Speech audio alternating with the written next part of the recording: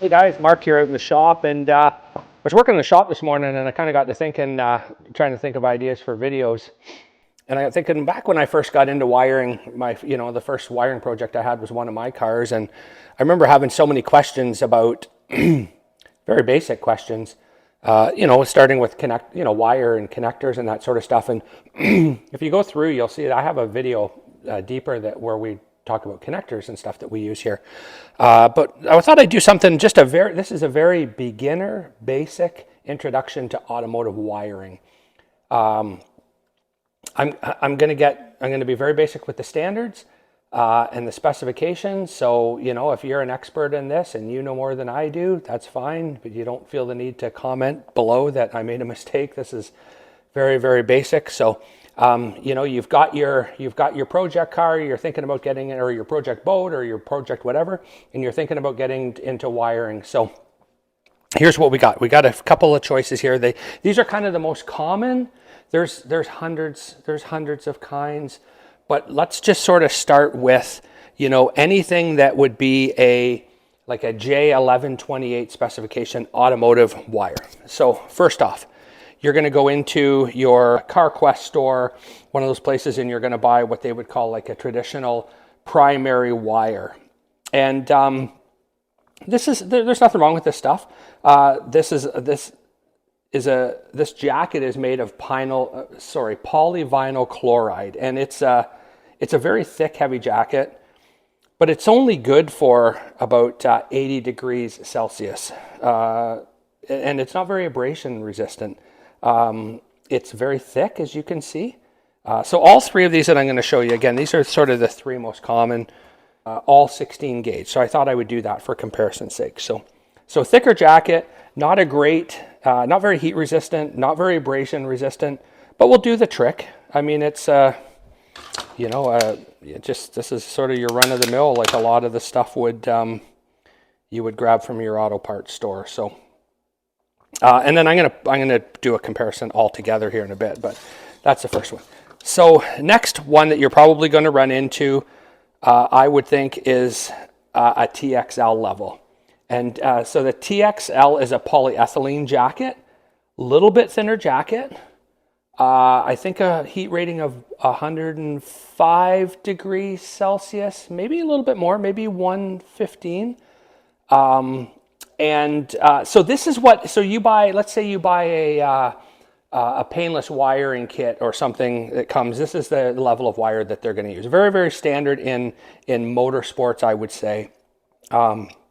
Something that I use a lot of here. Oftentimes you can buy it, two color, which is kind of nice. You're not kind of limited. Usually with your primary wire, you're going to be limited to single colors. But anyways, you get this striped. So anyways, this is what we use here probably the most, and I like this stuff.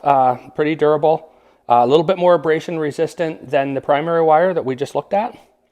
And a little bit more heat resistant, and a little bit thinner jacket, but otherwise, very, very similar. So I'm just going to kind of put the two together and try and show, if you can see the difference in the thickness of the jacket. Okay. Now on the upper echelon, you've got some Tefsel. Tefsel is when you hear the phrase, and I hate this phrase so much. I hate it. People say, I want a mil spec harness. I'm going to build a mil spec harness. Well, a lot of people don't really know what goes into a true mil spec harness. Mil means military, and mil spec means a certain wire, certain connector, certain procedures for doing so. And the term gets used way too loosely. And there are some professional motorsports that build mil spec type harnesses, but it's pretty rare and it's very expensive. And it's not sort of the stuff that we're going to be getting into around here. That's for sure. Not very often anyways. That being said, Tefsel wire is an ultra thin jacket, as you can see. Hold it up. It's an ethylene based jacket, and so it's very abrasion resistant and it's very heat resistant. I think it's 150 plus.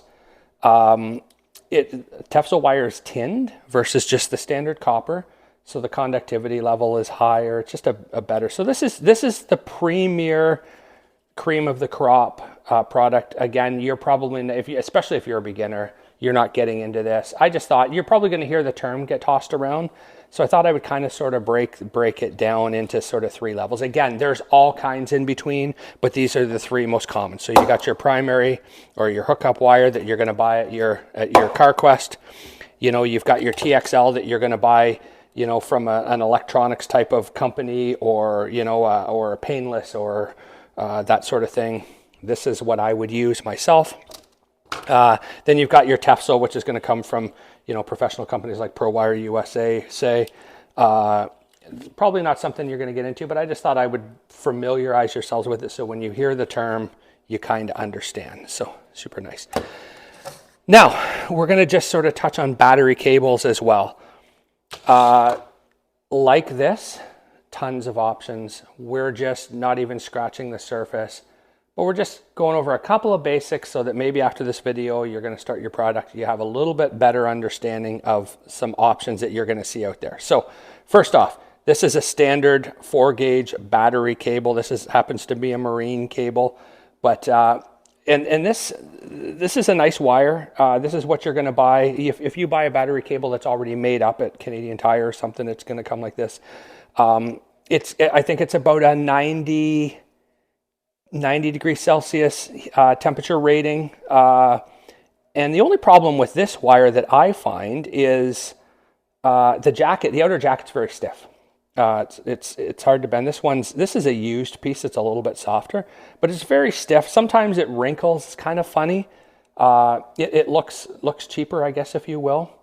But it's, again, no, it's, you know, your J1128 standard. It meets the specifications, and that's what a lot of people are going to use. So that's just you would buy this in a spool through an auto parts store, whatever, just a standard battery cable. Next, you're going to hear guys talk about using welding cable for battery cables. And as hokey as that might sound, that's a very good option. I tend to do it a lot. Again, this is a J1128 specification, even though it's a welding cable. It's rated for 600 volts, very fine strand copper. And I think an outer jacket of around 105 degree temperature, but very, very flexible, very soft, very easy. You can see how I can roll that right up and it doesn't kink, and it'll straighten right back out. This is a nice battery cable option. So you'll see that out there.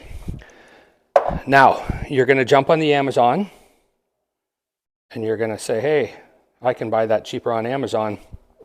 And 9 times out of 10, this is what's going to pop up. This is called a CCA, or a copper-clad aluminum battery cable. This has a very fine strand. You can see I was just sort of picking the strands out. You see how easy it comes apart, especially when you're cutting the outer jacket and you cut the strands. It's very, very fine. But what this is, just like the description says, CCA, they're aluminum strands clad in copper. So the current load rating of this isn't as high as a full copper wire would be in the same gauge. It's physically lighter, considerably, like 50% lighter, and it's very flexible. So those are the positives to it. The negatives are it just won't carry the same current load, and it's very prone to oxidization and that sort of thing. I've used this. I've used it in vehicles that are weight sensitive, or if there's a budget. A lot of people crucify it. I don't think there's any need for that. It has its place. It's often used in car stereo amplifiers and that sort of thing. It wouldn't be my first choice, I don't think, but don't rule it out. It's a lot less money, and like I say, it's feather light. Like, you compare the weight of it to, it's a bigger piece, but it's about 50% light. So these are kind of what you're going to run into. So my suggestions: you're going to start your project. You want to buy some wire. TXL level, whether you buy a kit and work with that, or you buy it, from a store, like an electronics store online or whatever, TXL, and welding cable for battery cables. Again, you're going to pay a little bit more up front, but you're going to really appreciate the flexibility and the durability of this product. So these two together are going to get you going. If you go back in, I'll post a link up ahead. I have a nice video where we discuss different connectors and stuff that we're using in the industry, sort of the do's and don'ts. And so maybe between these two videos, that helps get you a start on, on your project and maybe not feel quite so intimidating. If there's any more topics like this that you'd like me to touch on, let me know. And we can always, put something together. So as always, I appreciate you chiming in. Be sure to like, share, subscribe, comment below, and appreciate you. Thank you, guys.